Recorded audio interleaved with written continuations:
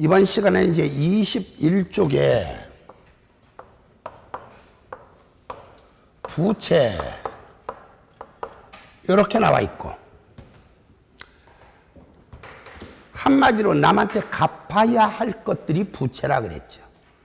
자, 이것을 이제 이론상의 표현으로 볼 것 같으면 뱅글뱅이 1번에 보니까 이렇게 나왔어요. 기업은 경영 활동을 하다 보면 미래에 제3자에게 재화를 인도하거나 용역을 제공해 주어야 할 의무가 생기는 경우가 있는데, 얘가 바로 부채다. 그러니까 나중에 내가 가지고 있는 재화를 넘겨주거나 하다못해 가서 일이라도 해 주어야 할 의무, 얘가 바로 부채다. 그런데 2번에 보니까 이렇게 갔어요. 부채의 구체적인 정의는, 구체적인 정의는 결론은 뭔 얘기냐? 국제회계 기준에 나와 있는 정의고 그대로 기억하셔야 된다는 얘기죠. 자, 부채 정의 같이 한번 읽어봅시다. 시작. 과거 사건으로 생긴 현재 의무로서 기업이 가진 경제적 효익이 있는 자원의 유출을 통해 그 이행이 예상되는 의무, 과거 사건으로 생긴 현재 의무로서 이미 과거에 어떤 사건이 벌어졌고 그 결과 지금 현 시점에 의무가 생긴 겁니다.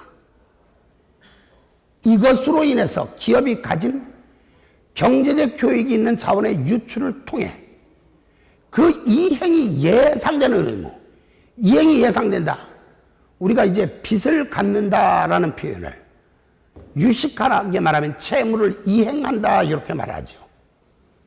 빚을 갚는다. 유식하게 말하면 이제 채무를 이행한다. 기업이 가진 경제적 효익이 있는 자원의 유출을 통해 그 이행이 예상되는 의무. 여기서의 핵심은 바로 뭐냐? 과거 사건으로 생긴 현재 의무. 시험에는 이렇게 나옵니다.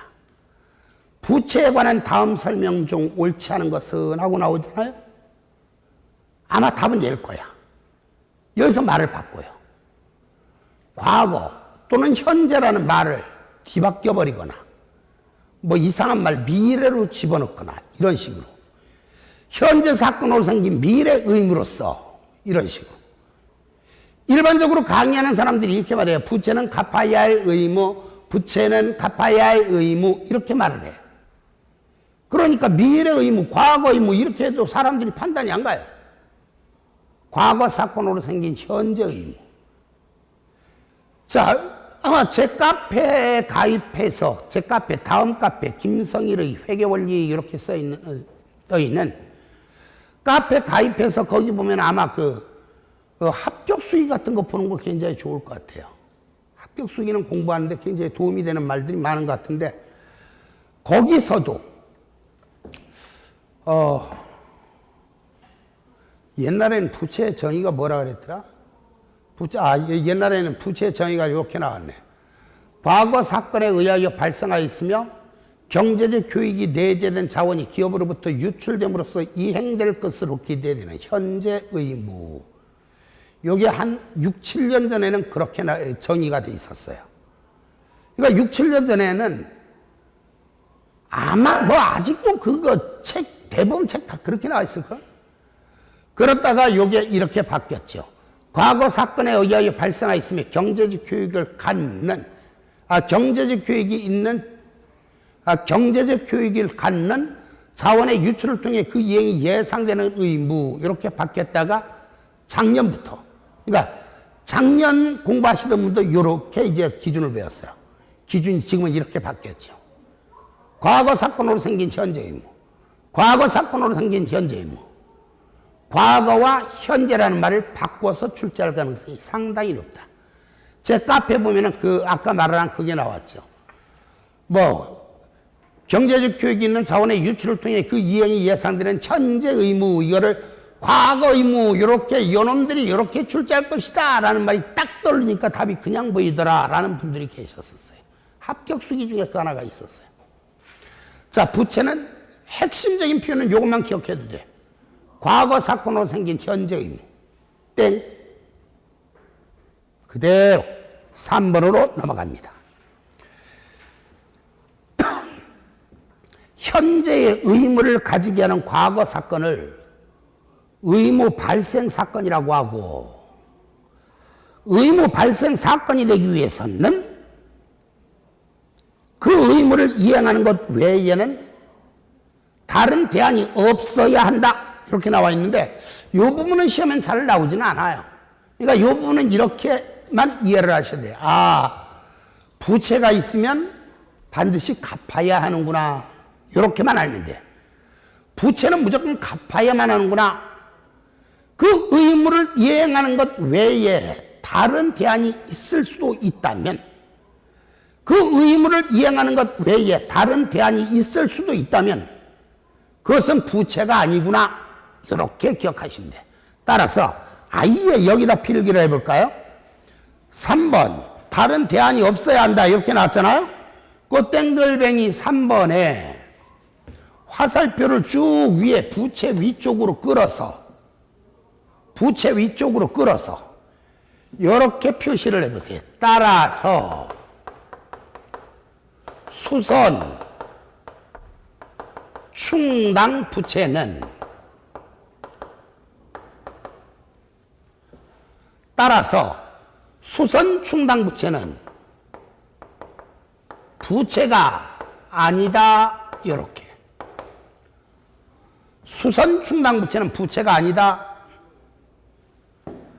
그럼 뭡니까? 아무것도 아니에요. 수선 충당 부채는 뭡니까? 그러면 아무것도 아니에요. 그런데 이렇게 하면 문제가 있으니까 단, 괄호 열고 단. 제가 영어를 원래 싫어하는데 요거 혹시나 알아보는 분들이 많이 계실까 봐 여러분, APT 뭐예요? 아파트. 아파트 관리 사무소에서만 부채로 처리한다.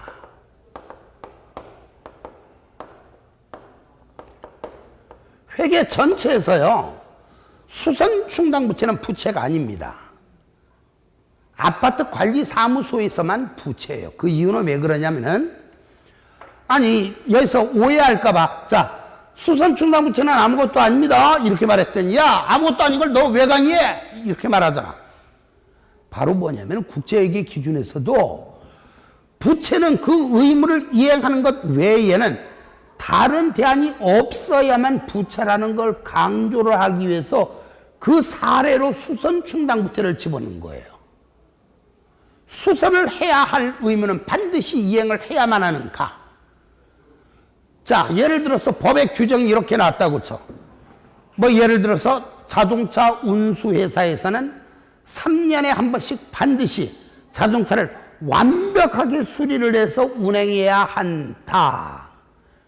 그렇지 않을 경우에는 사형에 처한다, 이런 규정이 있다면 여러분, 자동차 3년에 한 번씩 수리를 해야만 해요? 수리하지 않아도 되는 다른 대안이 있을 수도 있어요. 다른 대안이 왜 없어요? 많지. 이랬잖아요. 3년에 한 번씩 완벽하게 수리를 해서 운행해야 한다. 운행 안 하면 되잖아. 그 날짜가 되기 전에 팔아버리면 되잖아. 아니면 폐차시켜버리면 되잖아요. 다른 대안이 있을 수도 있다는 거죠. 그래서 수선 충당 부채는 아무것도 아닙니다.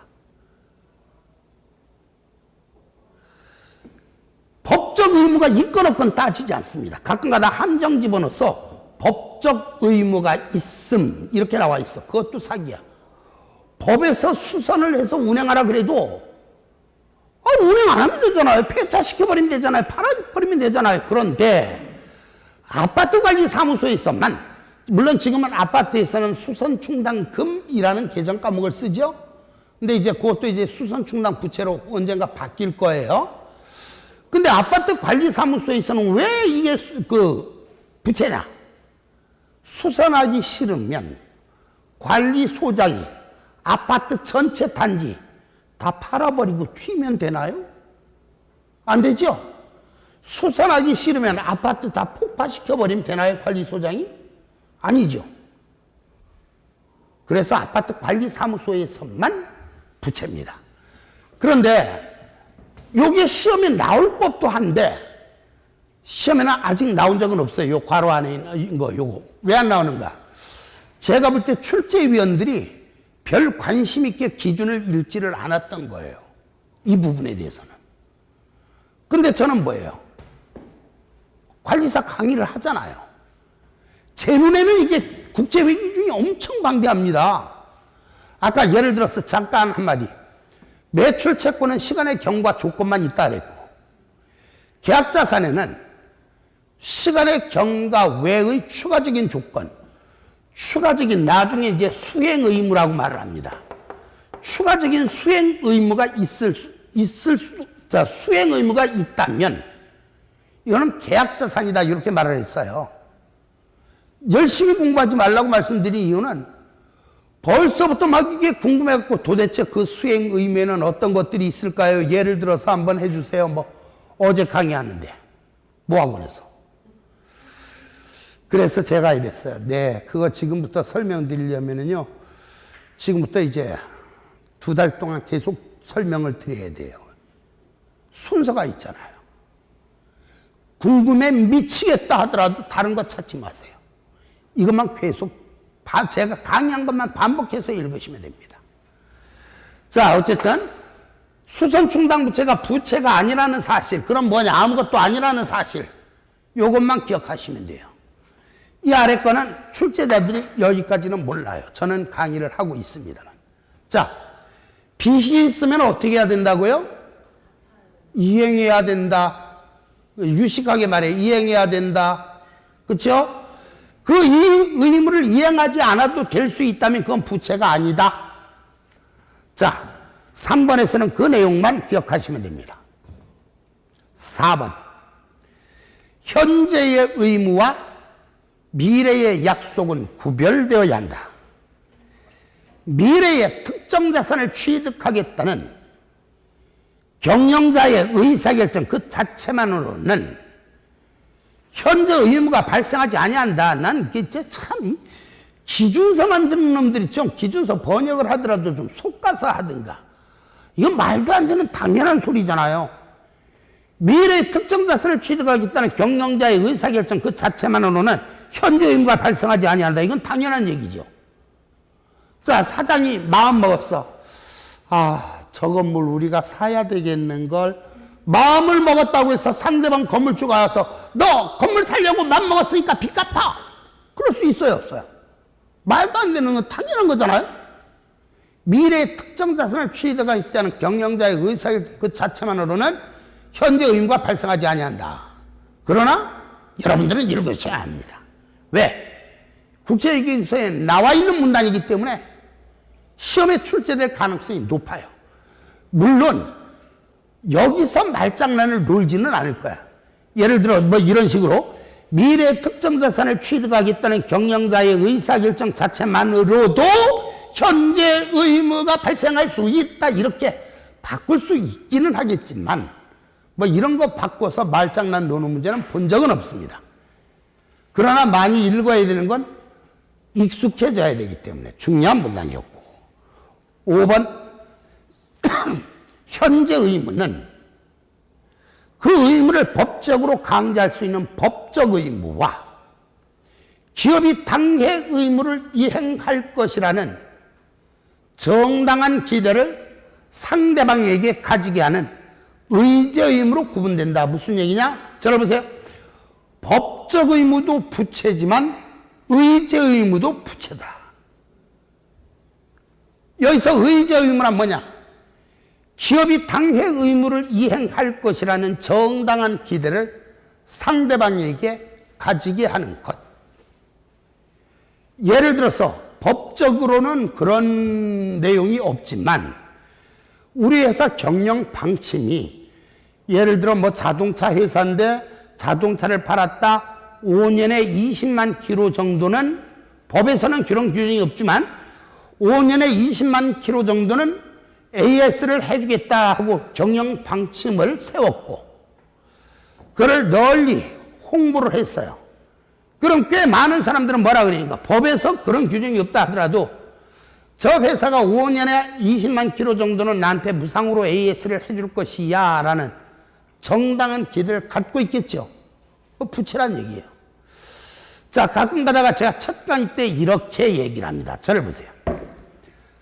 아마 제 강의, 저는요, 강의가 굉장히 체계적이고 계획적이고 기술적으로 강의하는 사람이에요. 당장 뭐 한 문제, 어디 그럼 누구 말 맞다나 날마다 생기초만 강의해갖고 자, 실전이 뭐 이거 시험에도 하나 안 나오는 그런 내용만 떠드는 저는 그런 강의를 하지 않습니다. 이렇게 강의를 할 수 있는 사람 대한민국에 없습니다. 죄송하지만 이거 사실입니다. 그런데 제가 지금 잘난 척 한 거예요. 결론은. 근데 잘난 척 하면서 여러분들한테 신뢰를 드리려고 하는 거예요. 믿음이 가면은, 신뢰가 가면은 공부도 더 잘 되거든요. 우리 학창 시절에 그런 경험 많잖아요. 아, 학창 시절에 저 선생님 참 좋아. 아, 이 얘기도 해야 돼. 여러분 절 무조건 좋아해야 돼요. 그렇다고 밤 12시에 남자분이 저한테 전화해갖고 저 좀 만나주세요. 너무 사랑해. 이거 이런 좋아하는 거 아닌 거 아시죠? 네. 선생으로서 좋아해야 됩니다. 그럼 믿음이 가고 제 말을 잘 듣게 돼요. 이것도 마인드 컨트롤 해야 돼요. 새끼가 말이야 너무 곱상하게 생겨가지고 말이야 뭐 이런 식으로 질투를 한다든가 이러지 마시고 그냥 무조건 마음을 마인드 컨트롤 해야 돼. 회계 강의를 한 사람은 적어도 저 정도는 생겨야지 뭐 이런 식으로도 무조건 그럼 믿음이 가다 보면은요 좋아하다 보면은 이상하게 똑같은 사람들이 강의하는데 합격률이 굉장히 높은 학원도 있어요. 그때는 굉장히 유대관계가 잘 돼 있는 학원이고 끼리끼리 놓고 파벌 조성하고 왕따 시키고 막 이런 데 쳐놓고 합격률 나오는 데 하나도 없습니다. 이상해요 그거는. 근데 어쨌든 이때쯤 되면 이 얘기를 하지요. 자, 제가 잘났다고 떠들었네요. 그리고 여러분들한테 이렇게 말했어요. 합격하시려면요 일단 결석하시면 안 됩니다. 그리고 비록 잊어버릴지언정 이 시간에 충실하셔야 됩니다. 그리고요 시험부는 그날까지 나오셔야 합니다. 시험부는 그날까지 나오셔야 돼요. 자, 마지막 수업할 땐 특강까지 해서라도 수업하는 모든 거 다 들으셔야 합니다. 중간 되면은 일정 시간 되면은 더 이상 배울 거 없는 것 같으니까 자만에 빠져서 안 나오시는 분 이상하게 못 붙습니다. 나만의 공부 시간이 필요해. 수업 시간에 수업 안 듣고 독서실에 가서 공부하시는 분 붙는 분 못 봤습니다. 올해 여기 다니시는 분들도 경험하셨을 거예요. 이 책 저 책 가지고 대한민국 책 다 섭렵하려고 두루 쌓아놓고 공부하시는 분 한 분도 못 붙은 거 보셨다는 거. 그래서 떨어질 게 이해가 안 갈 그분들이 다 떨어졌다는 게 그 상상이 안 가. 이 책, 제 책 한 권만 가지고 하면 거의 대부분 붙었는데 왜 그러냐고. 말 안 들은 거죠. 합격하려면 말만 잘 들으면 돼. 그럼 결석하지 마시고 제가 무리한 요구 안 하잖아요. 이 책 다 외워야 됩니다. 이런 얘기 안 하잖아요. 지금 엄청나게 양 많이 나갔나요? 일주일 동안 복습할 정도는 충분한 정도의 양만 나가고 있습니다. 지금은. 그러니까 그거 읽은 거 매일 조금씩만 보시고 그럼 다 붙어요. 그랬더니 이렇게 말했더니 자 그래 결석하지 말고 조금씩 복습하면 끝까지 나올 거야.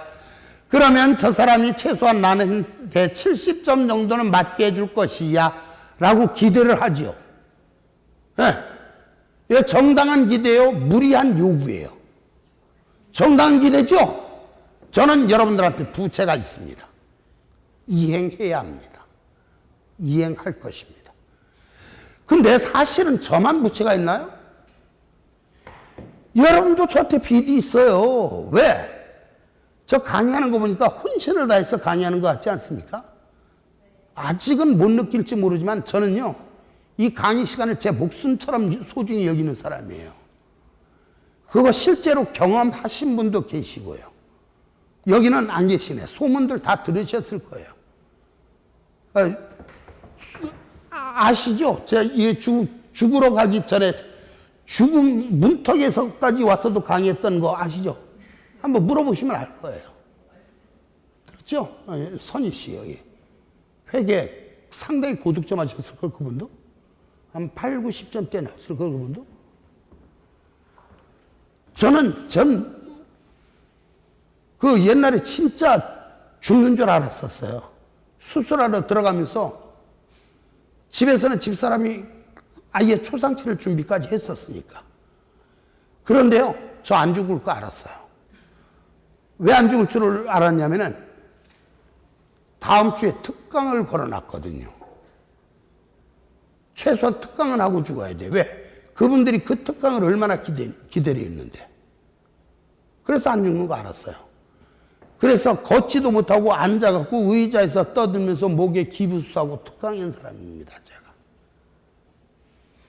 저는 이건 목숨처럼 얘기해요.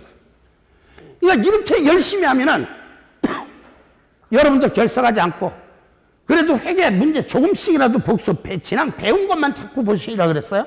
복습하고 끝까지 함께 하겠지? 라는 기대를 하는데 이게 무리한 요구입니까? 정당한 기대잖아요. 여러분도 저한테 부채가 있습니다. 이행해야 됩니다. 그 부채란 어쨌든 그 의무를 이행하는 것 외에는 다른 대안이 없어야 하니까 어쨌든 법적 의무도 부채고 의제 의무도 부채다. 의제 의무란 기업이 당해 의무를 이행할 것이라는 정당한 기대를 상대방에게 가지게 하는 것. 됐죠? 다음 내용. 6번. 일부 부채는 상당한 정도의 추정을 해야만 측정이 가능할 수 있다. 이러한 부채는 충당부채라고 한다. 자, 앞으로 강의하다 보면 이런 말 써요. 무슨 충당부채 이런 말이 나오는데 이 충당부채라는 건 뭘 말하는가? 계약서에 의한, 계약에 의한 부채가 아니라 나 혼자 추정을 한 거예요. 아, 제가 나한테 이 정도는 받기를 정당한 기대를 하고 있겠지? 그러면 얼마를 갚아야 되려나? 이렇게 추정을 해서 쓰는 부채. 그래서 수시로 또 질문 들어갑니다. 이렇게. 여러분, 추정부채를 뭐라고 합니까? 그러면 충당부채. 충당부채는 무슨 부채예요? 그러면 추정부채. 이렇게 대답하실 수 있으면 돼요. 다시 한번 추정부채를 무슨 부채라고 한다고요? 충당부채. 충당부채는 뭐에 의한 부채? 추정에 의한 부채. 6번 됐고. 자, 이제 7번에 부채, 구체적인 예하고 뒤로 넘어가시고, 자, 기억 더듬어서 여러분, 아까 빌려준 돈 뭐라 그랬어요? 대여금이라 그랬죠. 상품을 외상으로 팔았을 때 쓰는 말이 뭐라 그랬어요? 외상, 매출금이라 그랬죠. 상품을 팔고 어음을 받았을 땐 뭐라 그랬어요? 받으러옴이라 그랬죠. 자, 외상 매출금 갚아. 외상 매출금이나 받으러옴 대신에 뭐라고 써도 된다? 매출 채권이라고 써도 된다. 이렇게 말을 했고, 상품이 아닌 것을 외상으로 팔았을 때 쓰는 말 미수금. 상품이 아닌 것을 외상으로 팔았을 때 쓰는 말 미수금. 기억하시고요. 계약금을 지급하면 뭐라 그랬어요? 선급금. 계약금을 지급하면 선급금이라 그랬죠. 자, 매출 채권과 유사하지만 시간의 경과 외의 조건이 붙어 있는 자산 뭐라 그랬죠? 계약 자산이라 그랬어. 자, 그러면은 좀 더 이제 부채는 뭐냐? 한마디로 이거의 반대말이에요. 이거의 반대말. 이거의 반대말. 대여금은 빌려준 돈이죠. 반대말 차입금이라는 게 있어요. 이건 빌려온 돈입니다. 돈 빌려왔으니까 나중에 갚아야죠. 부채입니다. 차입금 찾아보시고. 찾으셨죠? 자, 외상 매출금의 반대말은 뭐가 있을까요? 외상 매입금이 있어요. 외상 매입금. 외상으로 팔았으면 받아야 되지만 외상으로 사왔으면 외상값 갚아야 되겠죠? 자, 이거는 뭘 외상으로 샀을 때 쓴 말일까요? 상품이나 원재료. 어떤 분은 뭘 외상으로 샀을 때 쓴 말이에요. 그러니까 상품이나 제품도 사오나 만드는 거지. 그러니까 얘는 상품이나 제품을 외상으로 팔았을 때 쓰는 말. 얘는 상품이나 원재료를 외상으로 사왔을 때 쓰는 말. 상품을 팔고 어음을 받으면 받으럼이라 그랬죠. 받으럼의 정확히 반대말이 지급어음입니다. 받으럼의 정확히 반대말 지급어음.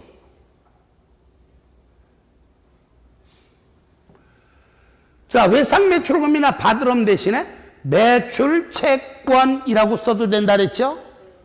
반대로 외상매입금이나 지급어음 대신에 매입채무 이렇게 써도 됩니다.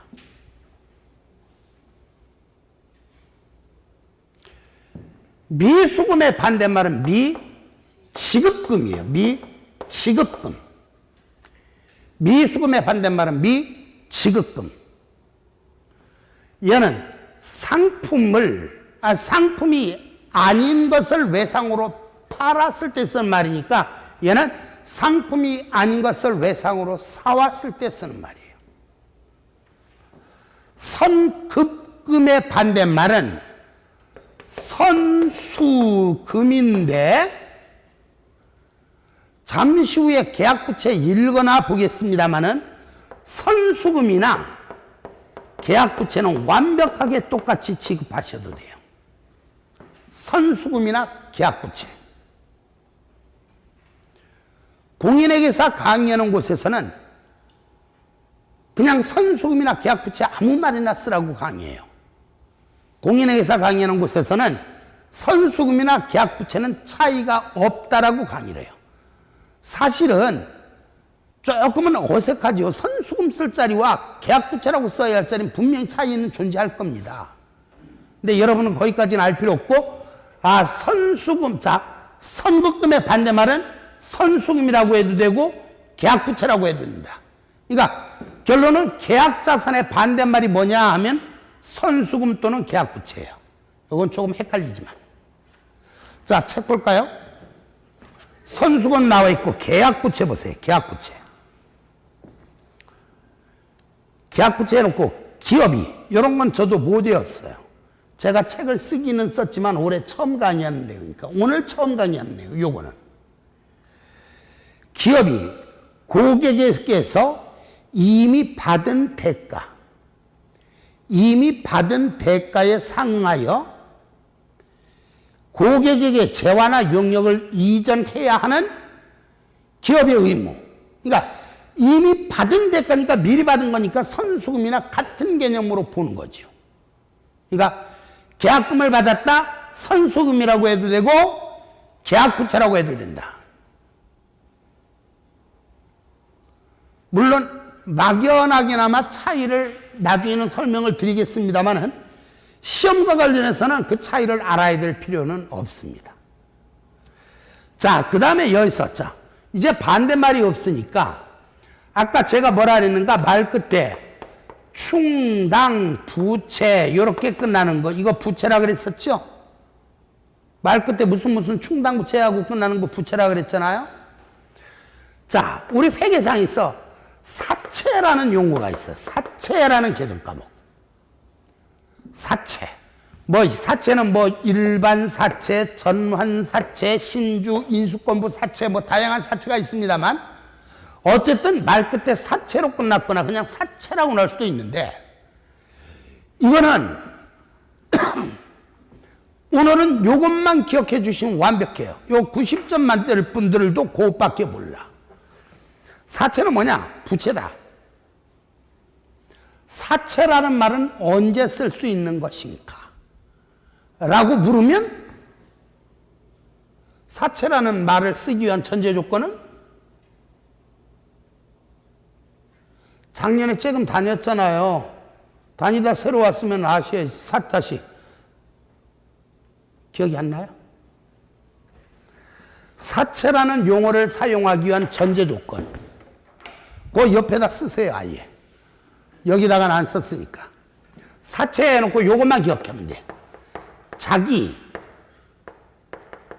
회사에서 발행한 것만. 갑자기 느닷없이 팍 떠올랐죠? 요 정도만 알아도 90점 맞는데 전혀 지장 없어요.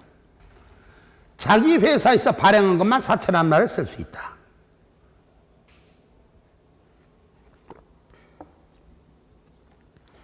뭔 얘기냐면은 우리가 흔히들 사채, 남이 발행한 사채도 내가 사는 경우가 있죠. 남이 발행한 사채, 다른 회사에서 발행한 사채를 내가 샀을 때는 FVPL 금융자산, FVOCI 금융자산, AC 금융자산 셋 중에 하나로 처리하는 거고, 우리가 발행한 사채만 사채라는 계정 과목을 사용하는 겁니다. 이게 명쾌하게, 자, 나중에라도 여러분 사채, 나중에 저 뒤에 사채라는 단원이 별도로 있어요.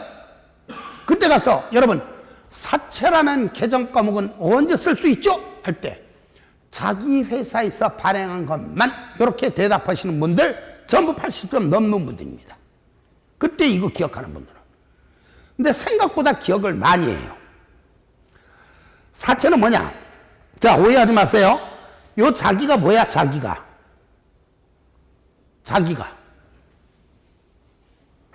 자기 어디야? 자기 지금 뭐해? 자기 밥 먹었어? 자기야? 뭐 이런 자기는 그 자기고, 회계상에서 말하는 자기는 우리 회사란 뜻이에요. 자기라는 용어를 상당히 여러 곳에서 사용합니다. 우리 회사에서 사채를 발행했는데, 발행할 때는 사채권자들에게, 즉 사채를 사간 사람들한테 두 가지 약속을 합니다. 정기적으로 이자를 주겠다. 그리고 만기가 되면 원금도 주겠다. 이런 조건부로 발행한 채무증서를 사채라고 하는데, 지금은 필요 없어요. 그렇게까지 기억하려면 머리가 아프니까, 사채라는 계정 과목이 있다더라. 이것은 부채라더라. 근데 이 사채라는 계정 과목은 자기 회사에서 발행한 것만 사채라는 용어를 쓸 수 있다더라 까지만 기억하시면 됩니다. 자, 부채 설명 끝났습니다. 다음 주에도, 그 다음 주에도 잊을만 하면 또 여쭤보겠습니다. 계속해서 자본. 자본은 순수한 내 재산을 말하는 거죠. 한마디로 내가 가지고 있는 총 재산인 자산에서 남한테 갚아야 할 빚, 부채를 뺀 게 자본입니다. 오늘은 다 읽지 않고 필요한 것만 읽겠습니다. 2번, 땡글뱅이 2번. 결과적으로 자본이란 일정 시점의 자산 총액에서 부채 총액을 차감한 순자산을 말하며 한국채택국제회계 기준에서도 자본의 정의를, 자, 한국채택국제회계 기준의 정의니까 외워야 된다는 얘기죠. 근데 외워서 외우는 게 아니라 그냥 많이 읽으면 나중에 저절로 판단은 가죠. 자, 국제회계 기준에 나와 있는 자본의 정의 읽어보세요. 시작. 기업의 자산에서 모든 부채를 차감한 후에 자녀 지분. 다시 시작. 기업의 자산에서 모든 부채를 차감한 후에 자녀 지분. 빚 갚고 자녀 지분, 남는 몫이 자본이란 뜻입니다. 기업의 자산에서 모든 부채를 차감한 후에 자녀 지분. 이것과 함께 땡글뱅이 3번 보니까 이렇게 나왔어요. 지금은 이 얘기하면은 여러분들 머리 아파요. 근데 언젠가 외워도 외워야 될 내용이고 알아야 될 내용이기 때문에, 중요한 내용이기 때문에 문단만 한번 읽어볼게요. 거기 보니까 이렇게 나왔어요. 주식회사의 경우 소유주가 출연한 자본, 이익잉여금, 이익잉여금 처분에 의한 적립금, 자본유지 조정을 나타내는 적립금 등으로 구분하여 표시할 수 있다.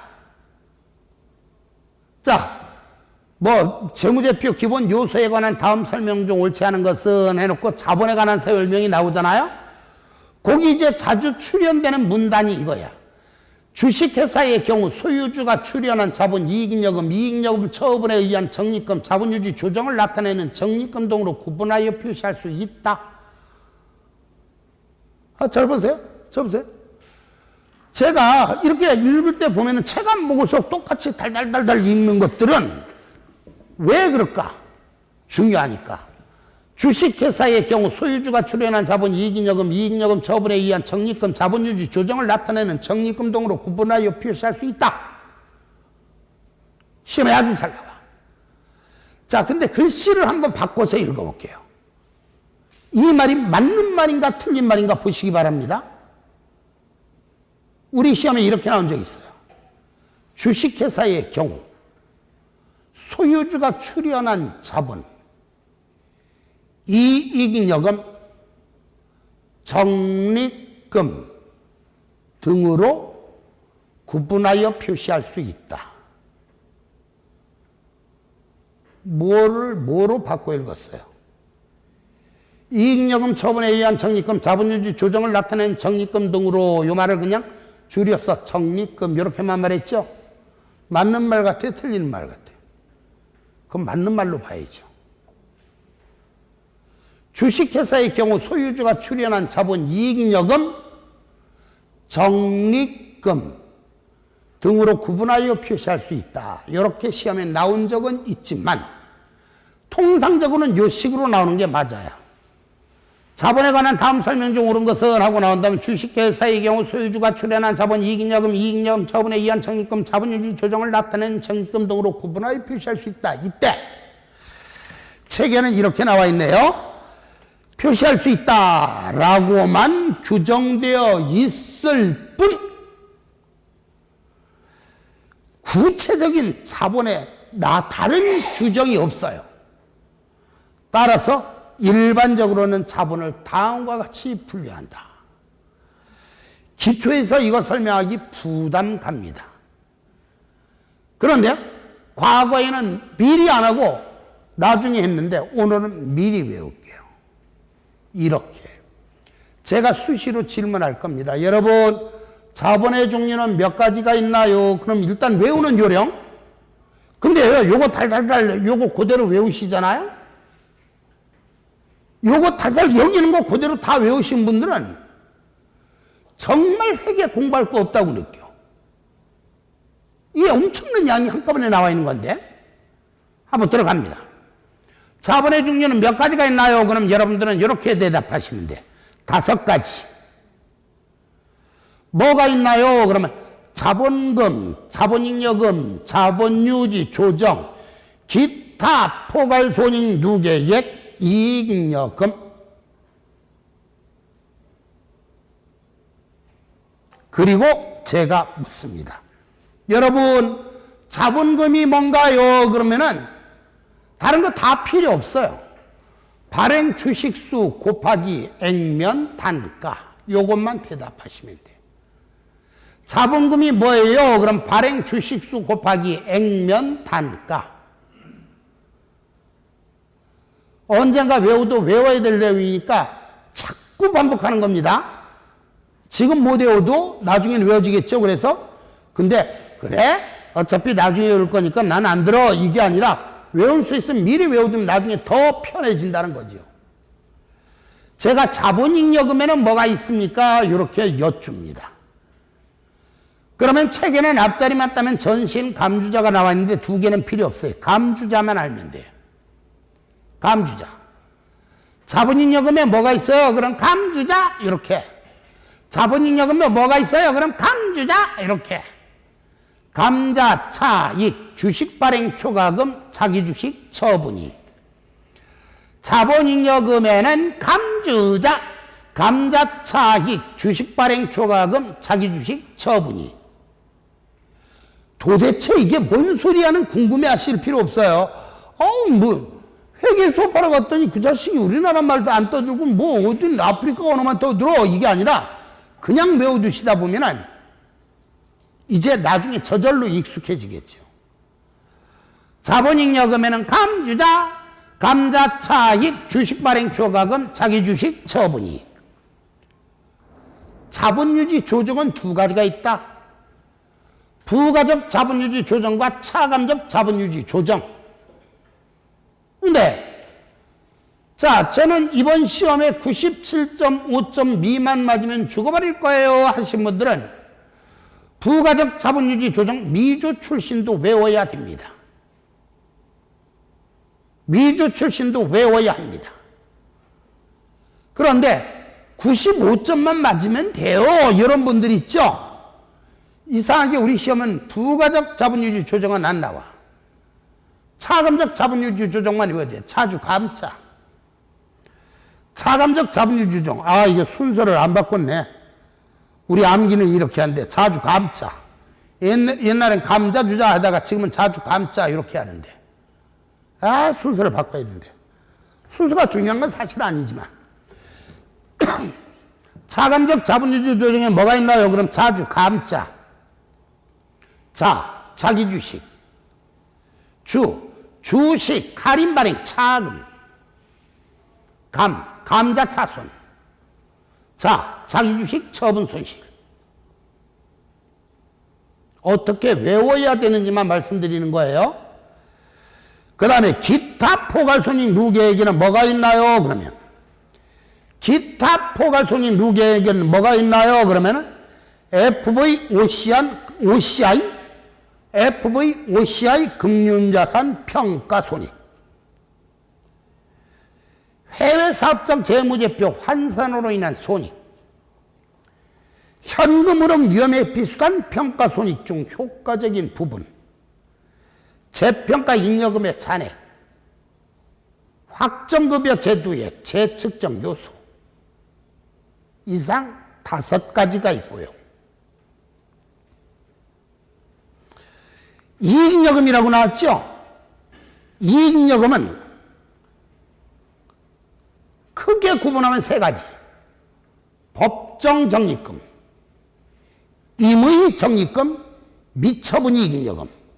법정적립금, 임의적립금, 미처분이익여금. 이것만 대답하시면 돼요. 더 이상 볼 필요 없어요. 자, 대답 뭘 해야 되는지, 뭘 외워야 되는지만 말씀드린 거예요. 그 다음에 아래 박스에 나와 있지만 아예 필기합시다. 거기 보니까 자본의 종류 5가지가 나와 있죠? 자, 자본금, 보세요. 자본금, 자본잉여금, 자본유지 조정. 요거 보세요. 자본금, 자본잉여금, 자본유지 조정. 이렇게 나와 있죠? 요걸 한꺼번에 묶어서 자본거래. 이렇게 써보세요. 자본거래. 그리고 그 아래 기타 포괄손익 누계액과 이익여금이 나와 있죠? 손익거래. 언젠가 외워야 되겠구나. 요 정도만 기억하시면 돼요. 지금은 외우라 그러면 이거 외울 수 있어요? 못 외우겠죠? 안 외워져요, 지금은. 계속 저도 갑자기 옛날에는 작년까지 매도 가는 금융자산 이랬는데 지금은 FVOCI 평가손익, FVOCI 금융자산 평가손익 이러다 보니까 발음도 안 나오네. 저도 오늘 처음 강의하는 거니까. 참고만 바랍니다. 자, 들어보세요. 요 자본거래, 손익거래 이렇게 나와 있는데 이 말의 의미 들어보세요. 여기 기업이 있어요. 기업.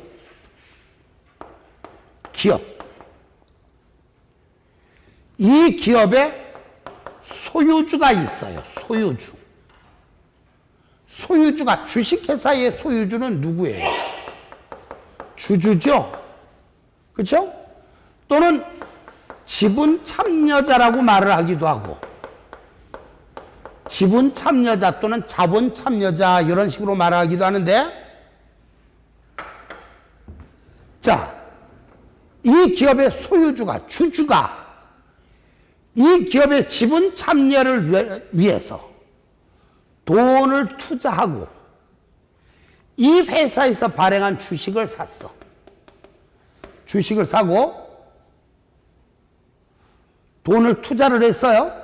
바로 이렇게 지분 참여자가 출자를 하거나 투자를 하거나 출자를 하거나 주주가 기업에 돈을 주거나 이 뜻이에요. 가끔 가다가 출자를 한다 그러면 저게 말이 너무 어려워 그러는데 그냥 투자를 했거나 그러면은 기업은 어떻게 하는가?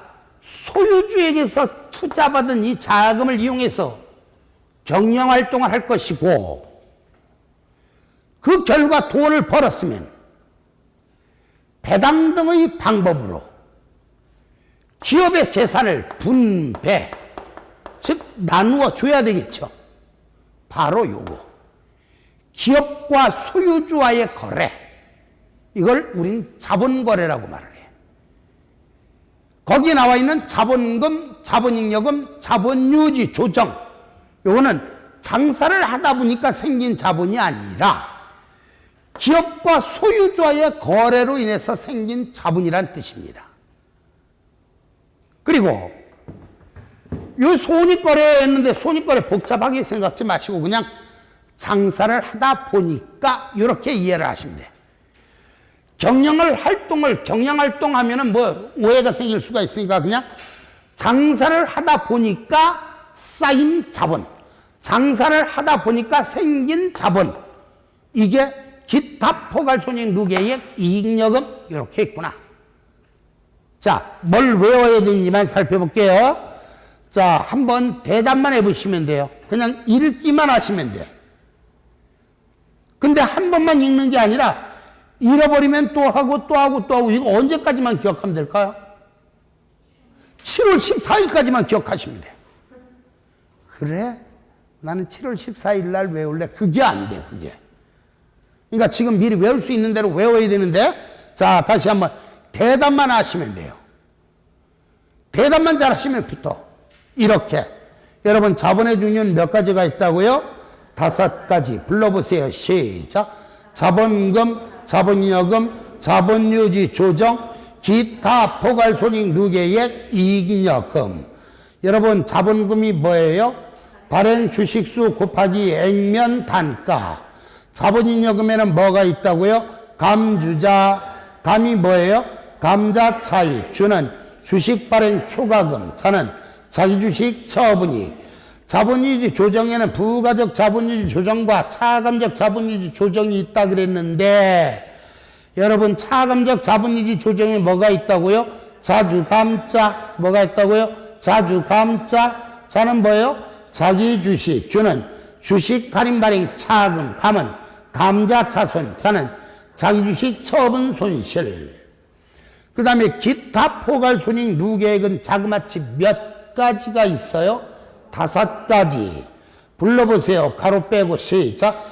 FV, OCI, 금융자산 평가 손익, 해외사업장 재무제표 환산으로 인한 손익, 현금흐름 위험회피 수단 평가 손익 중 효과적인 부분, 재평가 잉여금의 잔액, 확정급여 제도의 재측정 요소. 이익여금의 종류는 몇 가지가 있다고요? 3가지. 불러보세요. 시작. 법정정의금, 임의정의금, 미처분이익여금. 다시 시작. 법정정의금, 임의정의금, 미처분이익여금. 여기에다가 한 번만 추가 필기합시다. 책에 보니까 자자자자 제일 처음에 얘가 뭐예요? 자본금. 잘할 때까지 얘가 뭐예요? 자본잉여금. 앵콜 얘가 뭐예요? 자본금. 얘가 뭐예요? 자본잉여금. 이렇게 나와 있죠? 이 2개를 묶어서 맨 오른쪽 끄트머리에 이렇게 표시해 주세요. 납입 자본. 납입 자본. 시험 볼 때는 다음 자리에 의하여 납입 자본을 계산하면 얼마인가 이렇게 출제가 되는 경우도 있어요.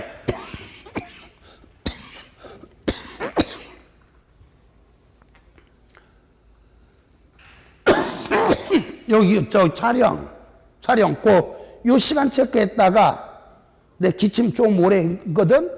그 인코딩 좀 해달라고 얘기해 주세요.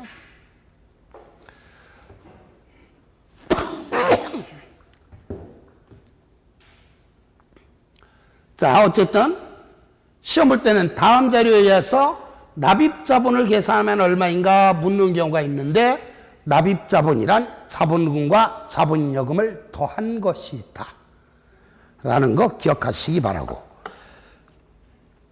오늘은 재무상태, 즉 자산, 부채, 자본의 정의, 그리고 분류법을 배웠습니다. 당분간 자본의 분류에 대해서는 설명을 하지 않는데 뭐 아마 수십 번 반복하긴 할 거예요. 요거 여기 있는 거 달달달달 외우신 분 중에 떨어진 분들은 단 한 분도 없다는 전설. 이 전설은 맞는 말입니다. 오늘 강의 여기서 마칩니다. 수고하셨습니다.